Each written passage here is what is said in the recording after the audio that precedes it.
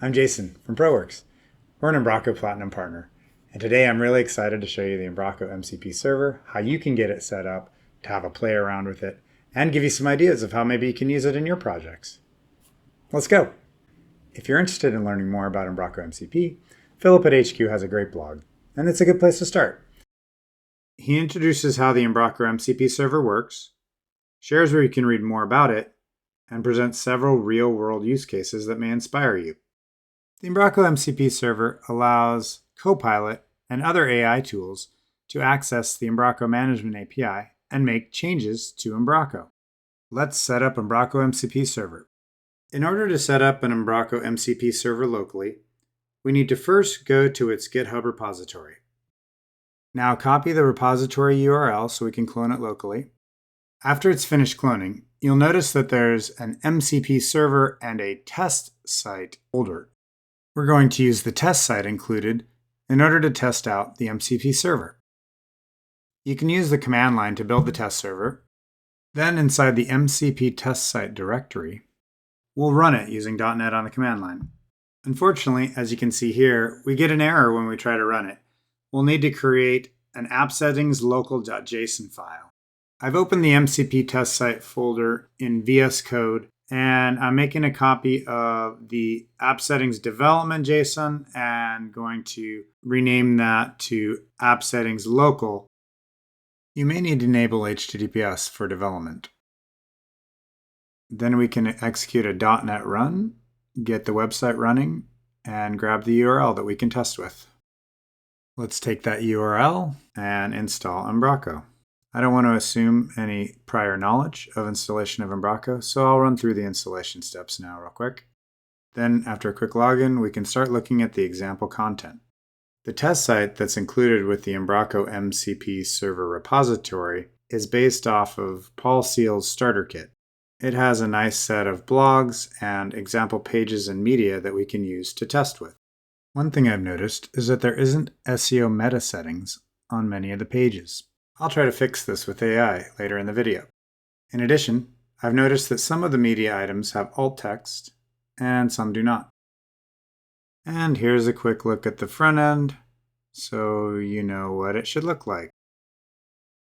Umbraco MCP connects to Umbraco through the Management API. First, we'll create a new user group to allow it to access the content and media area of the website. Go ahead and allow access to all languages, content, and media. Then just set all the permissions to true. Now we can create an API user using that user group. Allow access to documents and media.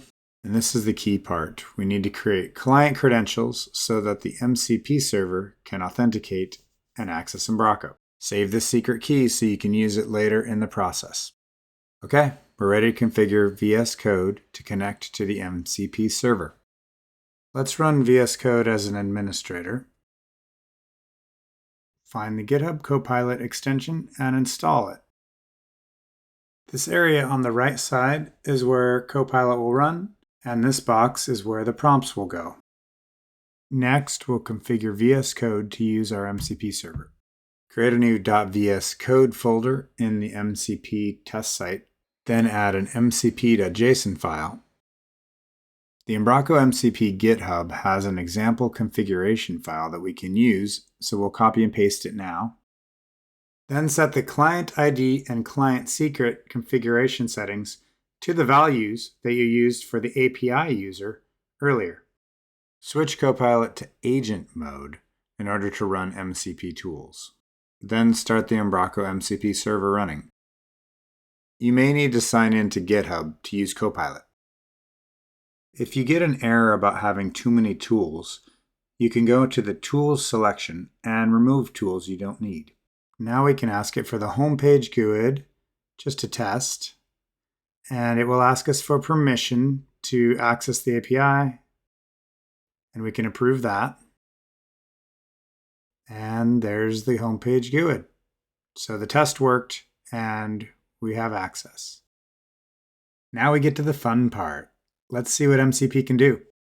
First, I'd like to address the issue with the alt text on images. So we'll go through some prompts to try to identify the images with problems and see if AI can fix it.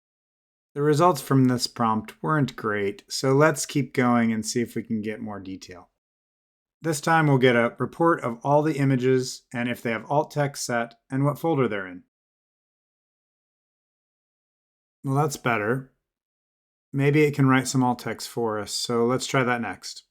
This next prompt worked, but I wasn't clear enough, and it added alt text for all images, not just the ones without alt text. And it looks like with this prompt, I got just the images that do not have alt text with its recommendations. Now let's see if AI can update Umbraco and set the alt text for us. This is promising. It looks like it thinks it did it correctly. So let's go to the back office and see how it did. Yeah, looks like it did it. Nice job, AI. Okay, now let's turn to the content and see if AI can tell us what content pages have good SEO properties and maybe help us set them as well. This looks like good information, and I appreciate the summary at the bottom. So now let's try to get AI to set up some valid SEO meta properties for our pages. It's calling the Umbraco API to get all the documents, then updating all the documents, hopefully keeping everything there and simply adding the SEO information. Looks like it's done, so let's see how it did. Content tab still has everything, and the SEO has a meta description. Let's look through a few more blogs, and it looks like everything's looking great. Now let's try to create a new news area based off the blog doc types.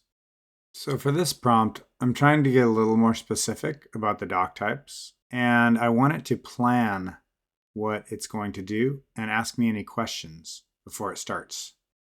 Asking it to plan adds a QA step, and it seems to work out better when it has a plan it created. This plan looks okay, and I've answered its questions, so let's see what happens. Looks like it's done, and I'm going to check it out before I allow it to publish anything. Here's the news area, and it looks like there's content pages under it, news articles, and everything looks right. Good job again. And that's it. Now you have MCP running for Umbraco. Do you need help shipping MCP-powered features? We can help. Check us out at ProWorks.com, or just look at the link below. Thanks for watching. See you in the next video.